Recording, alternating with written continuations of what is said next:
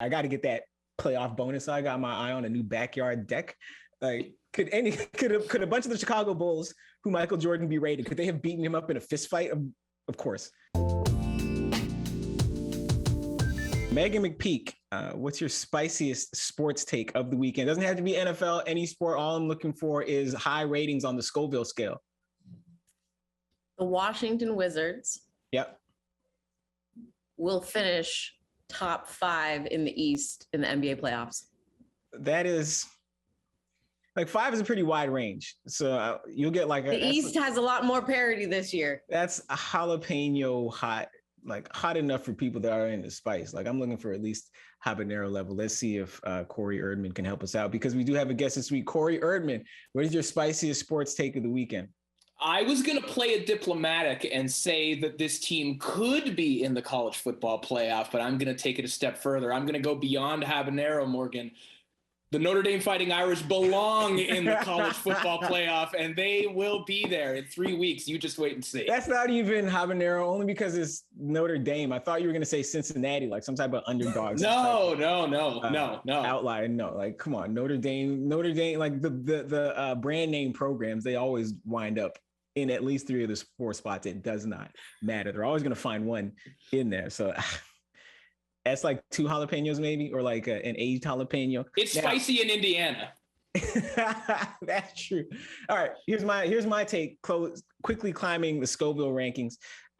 Cam, Christian, Chuba, Triple C in Carolina.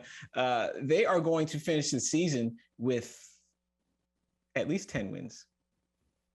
Cam back in the saddle. Like, while everyone else has been out here the first half of the season beating themselves up, Cam's been over there. I think he still lives outside Atlanta, eating that clean vegan diet, building himself up, working out, staying healthy and strong. He's back. Already ran and threw for a touchdown in one game. Chuba and Christian McCaffrey are both back, both healthy, share the workload. Sam Darnold, after his quick, short renaissance, is back, has regressed to the Sam Darnold meme, but it's okay because they got Cam. And Cam is back, and Cam is ready. Cam is going to keep pounding. That's a spicy take. And win Carolina Panthers. That's how it's done, guys. Okay, so we're back. And listen, for people that come every week, let me remind you, if you haven't been doing it already, make sure you subscribe to CBC Sports YouTube channel.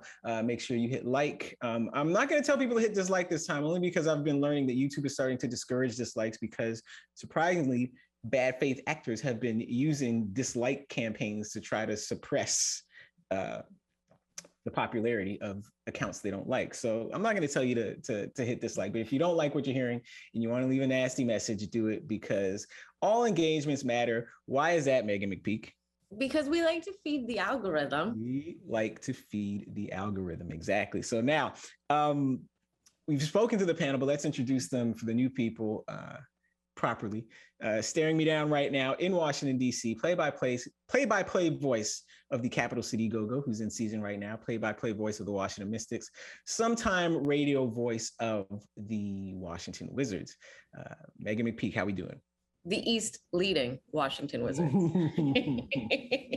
See, now I didn't realize the Wizards were already leading the East. That makes your take, Megan, a little, actually significantly less spicy, because the spicy take would be the East leading Wizards who are going to continue leading the East. You've given yourself 4 spots in the wiggle room. This is why it's spicy. Why is that spicy? Last year they barely got into the playoffs. They were a play-in tournament team and slipped into the final spot. So that is why me saying a top 5 finish after that is actually spicy. That is bell pepper spicy. Because you're in first place right now. That's a bell pepper spicy. Also joining us from Toronto, Ontario, play-by-play voice of many a track meet and cross-country meet, play-by-play voice of many a boxing match and wrestling match, featured columnist every Monday on boxingscene.com. Corey Erdman, how we doing? I'm good, and I am a fan of the Notre Dame Fighting Irish with a 60% chance, according to ESPN, of making the college football playoff. We can't lead anything because we're an independent football team. I believe in freedom. What happened to our personal freedoms, Morgan? That's true. You guys had the freedom to make any non-conference schedule you want. Part of that freedom, my freshman year at Northwestern was a loss to my Wildcats in the final year of that contract. And then Notre Dame had to wait 20 years to get their revenge to play Northwestern again. And then we beat them again. So with freedom comes responsibility, Corey. Schedule wisely. Okay, we have a packed schedule this week. We're going to try to talk some football if we get time. We're talking Scottie Pippen. We're going to talk the code, the unwritten rules that pop up in lots of sports. We're going to talk fights because we always talk fights because Corey's here. First thing we're going to talk is footy. Soccer, real football, because what we have right now is something unprecedented. This is like a legitimate three-way rivalry between Canada, the US, and Mexico in terms of who is the top team in the CONCACAF region. Like for so many years, it's US, Mexico, and other. There was a year fairly recently where Mexico missed the World Cup, but now things are getting, as we like to say, spicy. US beats Mexico 2-0 the other night. Who was the guy that scored the winning goal for the US? Was that Pusilic? Pulls up the shirt that says "Man in the Mirror," which we'll get into. Canada beats Costa Rica. And now Canada plays Mexico Tuesday night. So by the time this full episode goes live, that game might be underway. But Corey Erdman, like, how big of a deal is it to have now these three big countries in this sport finally interacting like somewhat as peers instead of one or two of the countries beating up on the little brother? Yeah, I think that right now, if you're a fan of North American footy, that you probably feel the way that I do and Morgan, you do when big boxing matches happen and people say, hey, like, where are all these fans coming from? 48,000 people are going to be in the stadium in Edmonton. Wait a minute. Do people watch this other than when the World Cup is on? Yes, they do. And anecdotally, my timeline is starting to be filled with people talking about this. You and I have a mutual friend, Eric Olson in Detroit, and his bar, Thomas McGee's, is like the biggest U.S. footy bar in the Midwest, and he's making a pile of money off of these games because people are very, very invested in this. So anecdotally, this seems to be a massive boost for the popularity and just the visibility. I shouldn't say popularity because it's always been popular, but the visibility for the casual sports fan to see this, it's really encouraging to see. Yeah, I am old enough to remember, that I covered the 2007 under-20 World Cup. So Sergio Aguero was there, players like that, Arturo Vidal from Chile, like people who grew into big players, and Canada hosting that tournament and going winless through that tournament. But like at every news conference, there was always some writer from some niche soccer site, who called himself schooling casuals and carpetbaggers like me who dropped in from the bigger publications and tried to explain to us after, a 2-0 or 3-0 loss from Canada that Canada were actually by far the superior side because of all these intangibles. And we're like, I don't know. I look at the scoreline, right? But we're rapidly reaching the point where, like, the mainstream audiences are a little bit more or a lot more educated on what they're seeing, who they're watching. And thankfully, players like Alphonso Davies and Jonathan David, like, they are so plainly genius that, like, even somebody watching soccer for the first time can tell, like, that people like that are special. Megan McPeak, how fortunate is Canadian men's soccer that they have finally caught up? Not finally caught up, but they are like following the path that has been blazed by the women's side. I was gonna they're a long way from. Did not correct yourself on that one. I think that they are putting themselves in a better position than they've been in for that reason, and I think they owe a lot of it to the women's soccer program and what they were able to do in London and the momentum they were able to take from London over the course of the last 8.5 years to then eclipse it in a gold medal in Tokyo. So I think they have a lot to owe thanks to the women's side. And it kind of is iridescent of the men's and women's basketball programs for Canada. A lot of the traction right now is on the women's side, not necessarily on the men's side. They have to catch up. But when you look at like this landscape, like Corey, like my timeline was weirdly filled with a lot of soccer that night when the game was being played. And I wouldn't be surprised and won't be surprised if it's the same come Tuesday night when Canada plays again. But a lot of thanks. Like it's crazy to think that the guys that are like the popular names now were very young, even just 8 years ago when the Canadian women were in London and doing the unthinkable of going, essentially toe to toe with the U.S. women's national program, which from a Canadian soccer standpoint was essentially unheard of. From any other country but the US's standpoint at that point was essentially unheard of, with the, you know, power and control that the US women's program has had over the last, you know, decade. But the fact that the Canadian men are now starting to inch their way to a better platform, a better path, I think will show, you know, much like we see on the basketball side in the next 5 to 10 years, of the next generation of growth within this sport in Canada. Because like I said, you know, the last couple of weeks, basketball and soccer are the two most inexpensive sports that you can play. And if you want to be in sports and you don't have, you know, the means or the ability to be able to play, you know, quote unquote, Canada's game of hockey, you can play soccer and basketball, and you can be very successful at both of those. But you're now starting to see the success that a lot of Canadians are having on the soccer side with the amount of work that they're putting in, and it's starting to show. And I think that that's a great situation that the men's program can be in if they can take advantage of this and continue to grow the program.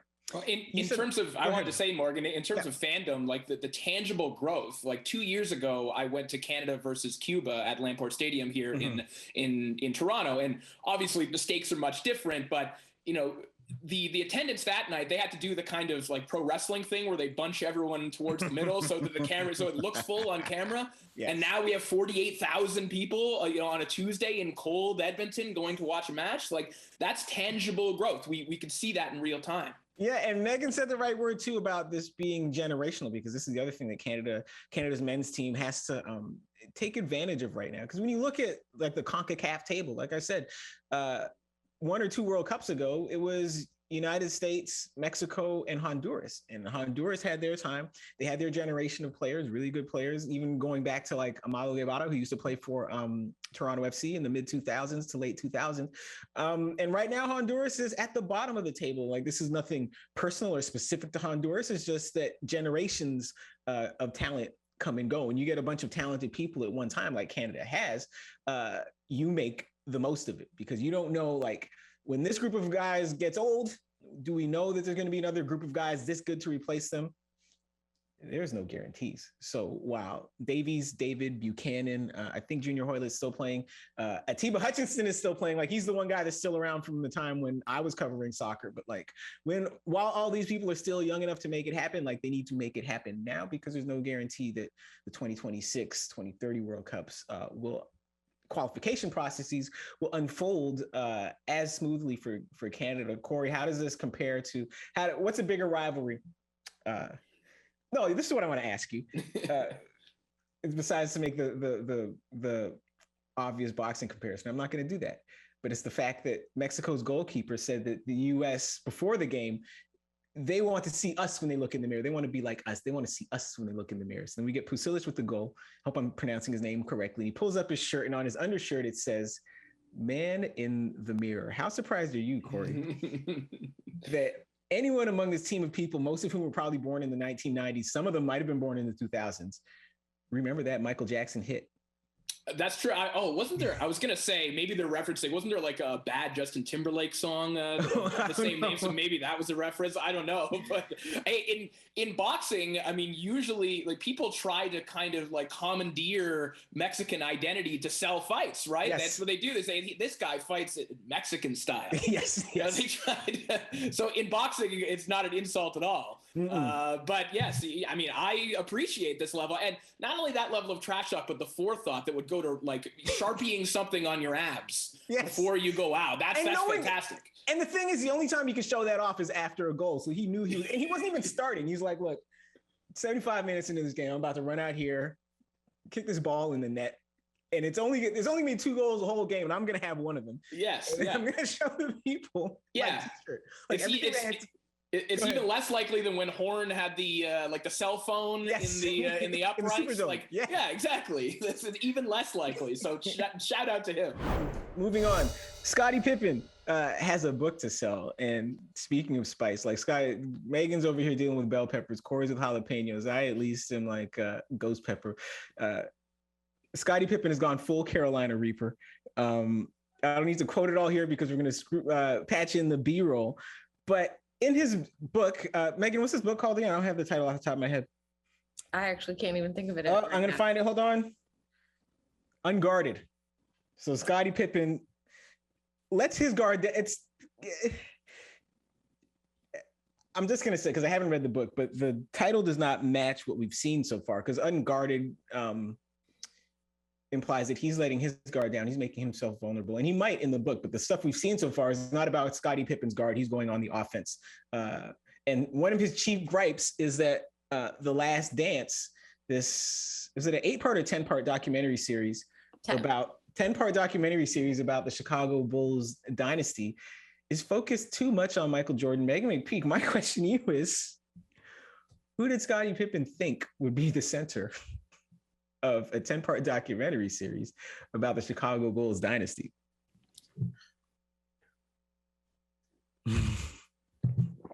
Like, I'm still stuck on the name of the book. Because, again, in fairness, there might be other parts of the book where he lets his guard down, but this is pure offense here. The name of the book made me think of this. When Michael Jordan retired and the pressure was on Scottie Pippen's shoulders, people could guard him. He was not unguardable. Well, but the book is Unguarded. I'm just saying that's immediately where my head went. So maybe he would have scored more points if he were unguarded. Right? Anyway, go ahead. I don't know. Oh man, Scottie, bro, come on now, come on, really?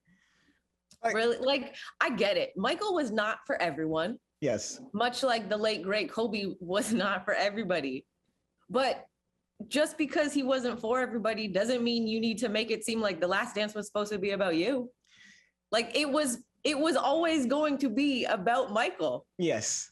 Like, hello. If y'all don't have Michael, you don't get 6 rings, bro. Like, what are you, like, come on.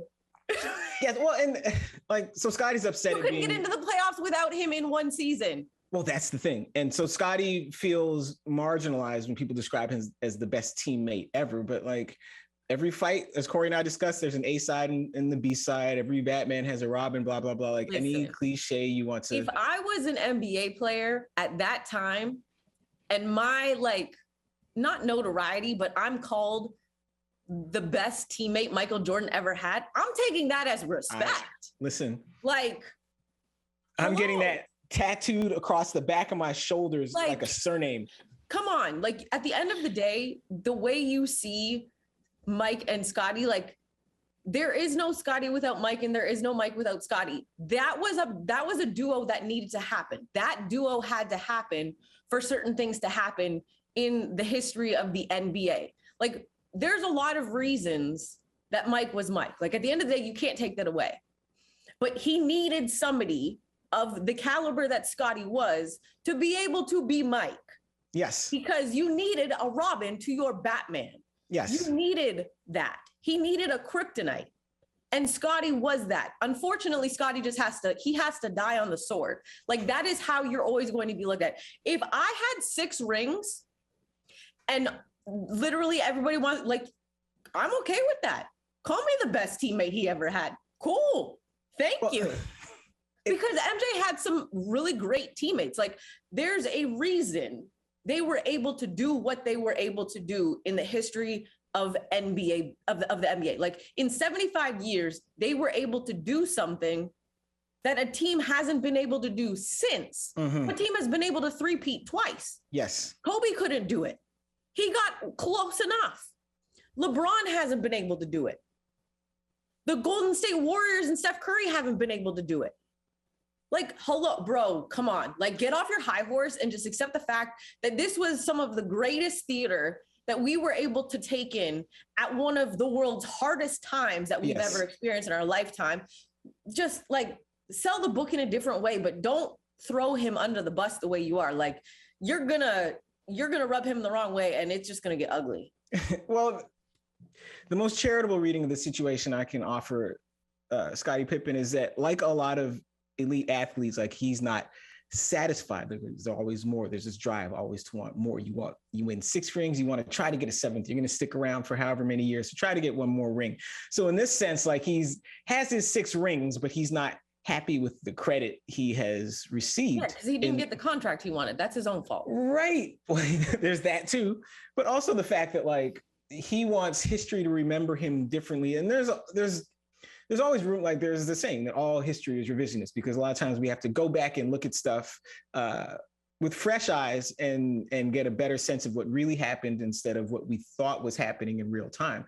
But one of these things that doesn't need to change is the fact that Michael Jordan was A and Scottie Pippen was B. And the fact too, that if you plug in another superstar alongside Scottie Pippen, you don't get 2 3-peats. But if you plug in another superstar alongside Michael Jordan, you might still get 2 3-peats. Corey Erdman, why can't Scottie Pippen just accept this? This is, to put it into boxing terms, this would be like now, Deontay Wilder, all respect to Deontay Wilder, like put on an amazing performance in his loss last week, but this would be like Deontay Wilder coming out and saying, despite the draw and 2 losses, I am in fact better than Tyson Fury. Like, why can't Scottie Pippen just accept and take credit? Well, I mean, there are a lot of fighters who have reacted like that, right? Because I understand that it's difficult to be good and be overshadowed by people who are great. Like, I am the Luke Longley of this program. At the very least, the Bill Wennington of this program, give yourself some credit. Like, Luke Longley was a grinder. Like, Bill Wennington would come off the bench with those follow-up dunks. Like, if you guys remember early mid-90s basketball. And I say this as a man who was living in Chicago at the time, and there was a hamburger at McDonald's called the Beef Wennington, which I actually tried, and it was not bad. So give yourself some credit. Now, Corey would never eat the Beef Wennington because Corey's a vegan like Cam Newton, but that's right. Yeah. Right. I need bigger hats like Cam, but you know, like, I can't believe it's not Beef Wennington. That's right. Yeah. The Impossible Burger, Beef Wennington.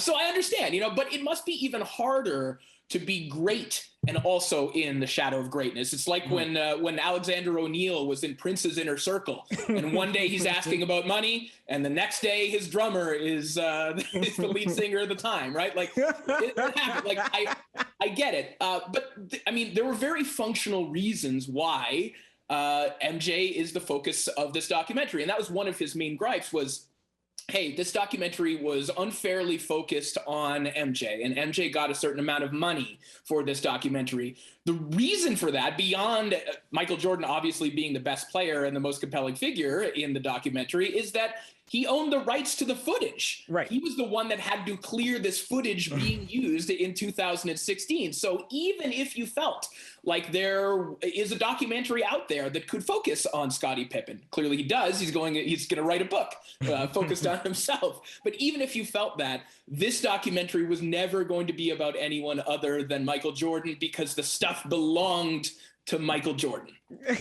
Right. So contrary to rumor, Scottie Pippen gets lonely too, but what do you make, Corey? Sorry, we'll go back to Megan. What do you make of Scottie Pippen? Because I feel like Scottie Pippen has a point here. I'm going to read the quote. In the doc, Michael attempted to justify, I'm reading this from NBC Sports, but this is something that originally came from CBSSports.com. In the doc, Michael attempted to justify the occasions in which he berated a teammate. Oh, this must be straight from the book. In front of a group. He felt these guys needed to develop the toughest to get maybe toughness to get past the NBA's more physical teams. Seeing again how poorly Michael treated his teammates, I cringed as I did back then. So this is Scottie Pippen watching Michael Jordan telling Scott Burrell to make a free throw. We'll bleep that out. He said, make a free throw. Stuff like this. And Michael Jordan said, that's just motivation. And Scottie Pippen said, that's just being mean. Megan McPeak, what say you? Make a free throw. Like, yes, make a free throw. The point, it ain't about the free throw. It's about punching people like Will Purdue and calling Will Purdue Will Vanderbilt because he didn't deserve to be named after a Big Ten school, which is what Michael Jordan told this man. The way I see it, yeah.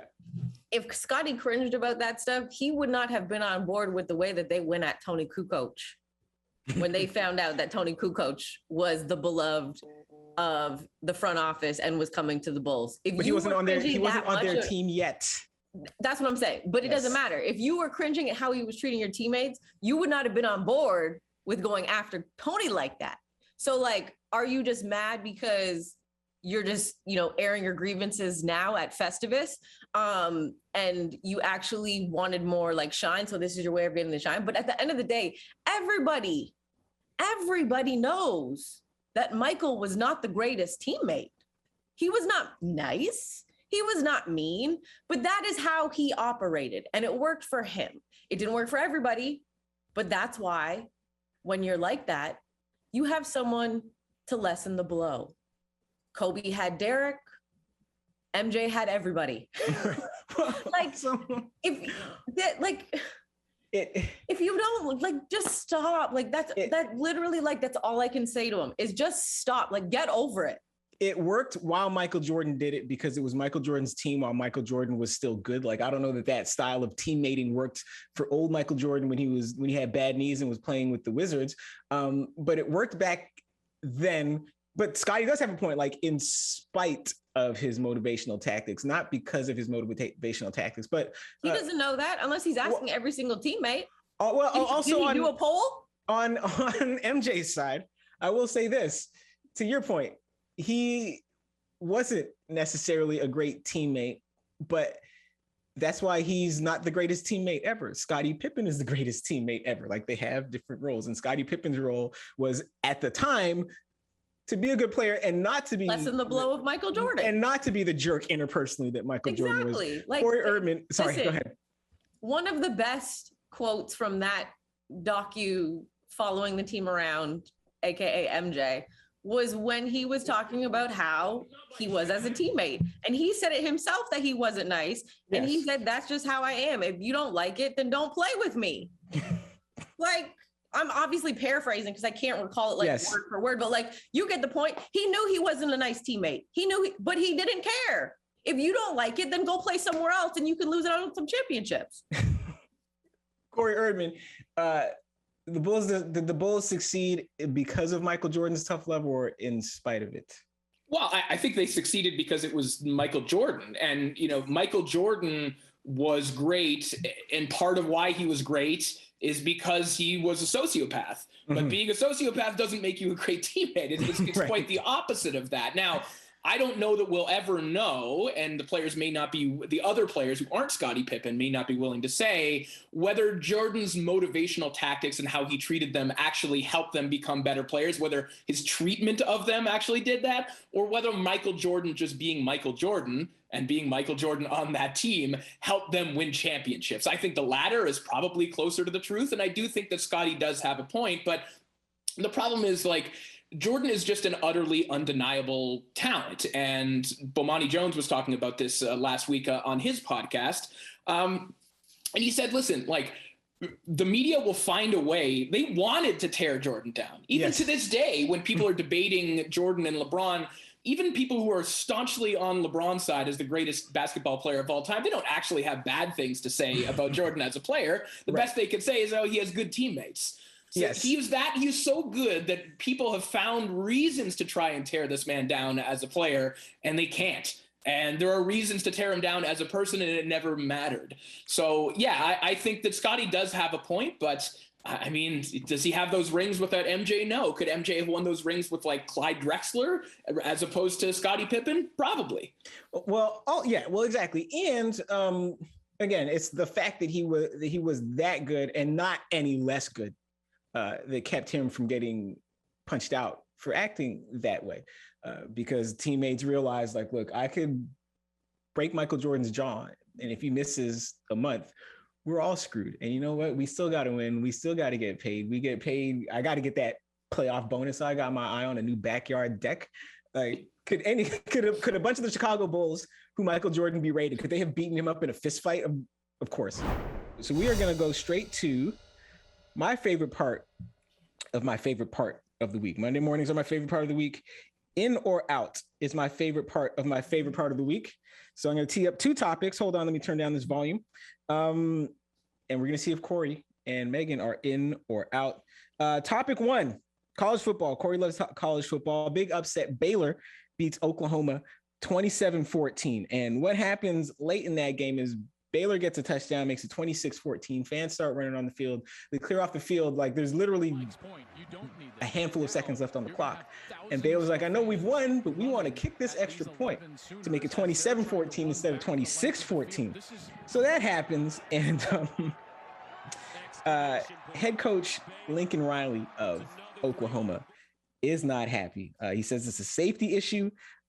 And here we go. And I still think, because he says it's a safety issue, then he moves on and he says, I still think above all else, there is a code of sportsmanship that I believe in. I wouldn't have done it, but that's his decision, his football team. Corey Erdman, I'm not going to ask if you are in or out on kicking the field goal, the extra point, because it's part of the game. But Lincoln Riley's reaction, he's telling us that Dave Aranda broke an unwritten rule. And now, having followed baseball for many years, we're very familiar with the unwritten rules and the etiquette and how that often winds up with you getting a fastball in your ear hole over something that you didn't even know was a violation. So my question to you is, and we all see what it has done for baseball. Corey, are you in or out on the unwritten rules bleeding into other sports, such as college football? I'm out in this case because the written rule is that if there's a tiebreaker when it comes to the Big 12 championship or conference championships, it comes down to point differential or by how many points you beat said opponent. Now, I've heard some people say that ultimately that may not matter, but in the moment they don't know that. All Baylor knows is, hey, 3 extra points, in this case, kicking the field goal, is going to be helpful for them. And Lincoln Riley is lying if he's saying that he wouldn't do the same thing if they were in the same position. They absolutely would, because everyone wants to win that conference championship. So no, in this case, and also it's pretty rich for a college football coach to suddenly invoke player safety, a college football coach to invoke that in this. It's just, no, he's lying. Riley seems to have sensed that, because he said player safety, but then he said, but above all, it's about sportsmanship. Megan McPeak, you in or out on the code coming to college football? I'm out. There's no code in college football, to Corey's point. Player safety, really? But no, I'm out on this. Like, would it have mattered if it was this week or if it was the last game of the season and they knew they needed the extra point? Would it be okay then? Yes, go do it to some other team. Coach, stop. Right? Bye.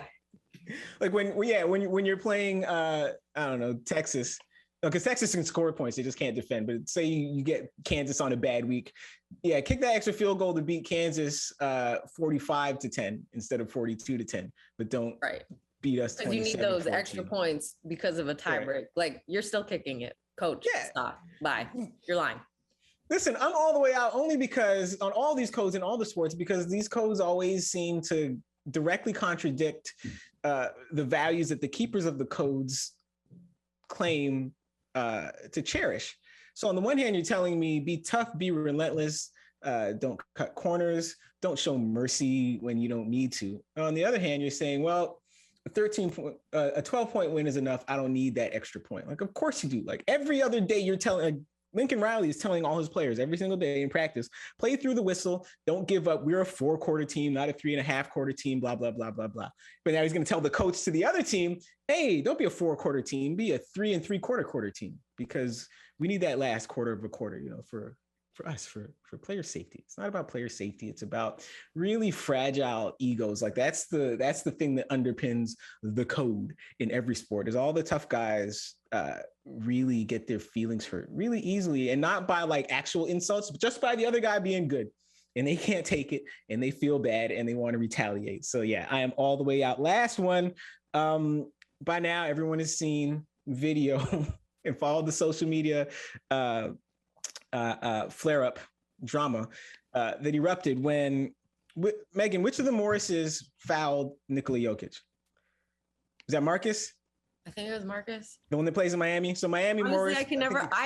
The fact that they have the same tattoos and everything, I legitimately can't tell them apart. Okay, so Miami Morris, I think, whom we think is Marcus, he fouled Nikola Jokic really hard. Nikola Jokic came back with the forearm shiver to the back, gave him a little whiplash, knocked him to the ground, and at which point, like, a brawl almost ensued.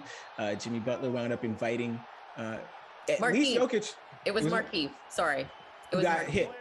Okay, so then Jimmy Butler wound up inviting at least Jokic and maybe more of the Denver Nuggets to meet him either in the parking lot or the hallway. And then the brothers get involved. So Marcus Morris winds up tweeting some stuff. I can't quote it here.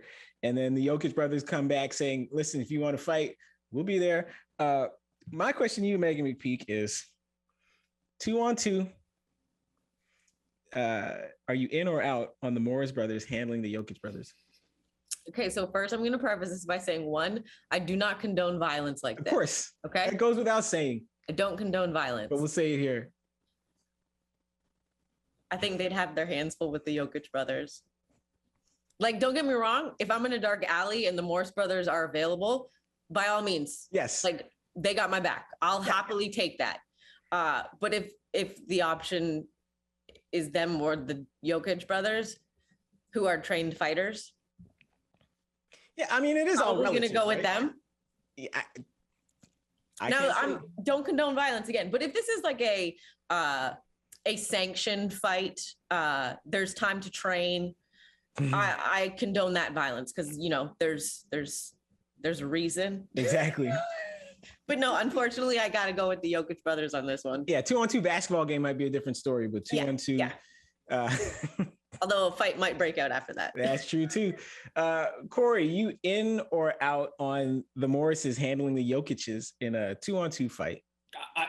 Listen, the Jokic's are going to take them, and we know why, because Nemanja, one of the Jokic brothers, is a professional Muay Thai fighter and has several MMA fights, right? We've seen high-profile examples of this recently where basketball players try and fight someone who they think is not tough, but knows how to box, and we've seen how that plays out. And if this were to play out in a ring, it would play out the exact same way. Could we sub in James Johnson for one of the Morris brothers? See, now that's different. Might be a little bit of a better fight. And there are also 3 Jokic brothers, and like the old school wrestling fans remember like the Fabulous Freebirds where it was 3 of them. Yes. Like any 2 of them might be the tag team on a given night. So it probably depends on which 2 Jokic brothers we're talking about. Now, to me, quick story from my past. Corey, you remember this. I used to train a lot of Muay Thai 5, 6, 7 years ago. With Claude Patrick and crew DJ Dallaire out in Mississauga. So I'd be in that gym like several times a week. I did Muay Thai classes, I did boxing classes. And then like a lot of the guys in the gym, because it was an MMA gym, Claude was a UFC fighter, or he had been in the UFC a few times. Like Claude's identity is not defined by the UFC. Point is, a lot of the guys in that gym would be like, hey man, when are you gonna take a grappling class? And I'd be like, never. And they'd be like, but what if you get in a fight in the street and it goes to the ground? You gotta know what to do. And I would say, I'm damn near 40 years old. I got no business fighting in the street. That's the first thing. Second thing, if I'm fighting like just a dude, like someone who's not trained, just a dude, that dude's not getting me on the ground. Get out of here. Like you train with me in the gym every day. I know what I'm doing. Like, dude's not going to get me on the ground. That's the second thing.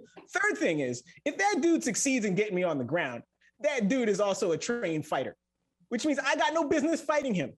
And so my advice to the Morris brothers is, you see a trained fighter, if you yourself are not a trained fighter, you got no business fighting him. Even if you are a trained fighter, you probably still got no business fighting him, because why? Why? Right. And that is a lesson here too, Morgan, is right. That's why you don't get into street fights, because you do not know who is a trained fighter. And one possibility here is that the Morrises don't know that at least one of the Jokic brothers is a professional fighter. Right. And because you don't know that, that's why you don't offer to fight people in the streets. Because yes, the guy that tackles you could be a black belt and might choke you out. Don't do that. Don't do that. Don't do it. And Morgan, let's be real. As we chatted over the weekend, video of training doesn't always mean training. Oh, yeah, like if the Morris brothers are out here, Tyler Hero, I'm looking at like you. Tyler Hero. Listen, some of these fights you just gotta let them pass. Megan McPeak, since you're in front of me and we've wrapped up with my favorite part of the week, between now and then the people are going to miss you. Tell the people where they can find you between now and next Monday, Tuesday. As always, on the Twitterverse at Megan McPeak, spelled with an H because it's the right way to do it. Perfect. And Corey Erdman, between now and next week, I don't know if you'll be back next week because Dave Zirin is traveling. Like if his trip takes him another week, that's something different. But Corey, tell the people where they can find you. Well, you can find me on Twitter at Corey_Erdman, or as you mentioned off the top of the broadcast, every Monday on boxingscene.com. And you might see me popping up on a boxing broadcast somewhere with trained fighters who are the only people who should be fighting. Exactly. As for me, you can find me on Twitter at Morgan P. Campbell, on Instagram at Morgan P. Campbell. I'm not on Facebook or TikTok or Triller, where fights used to be, but not so much anymore. And so, yes, if you stuck with us this far, make sure you hit the like button. Make sure you leave a comment. Make sure you subscribe. If you don't like what you've seen, leave a nasty comment. Don't bother with the dislike button. All engagements matter. Megan McPeak, if you see me in the kitchen cooking up a bunch of stuff, who am I trying to feed? The algorithm. Feed the algorithm. And maybe your toddler. Exactly. Well, she more like she grazes. You can make her a whole meal. She won't eat it, but like throughout the course of the day, she'll just keep coming back to it. So that's more how she eats. But yes, guys, it's been fun as usual. If everything goes well, we will see you guys again next week with more Bring It In with Morgan Campbell. Until then, I have been your host, Morgan Campbell, and we will see you soon.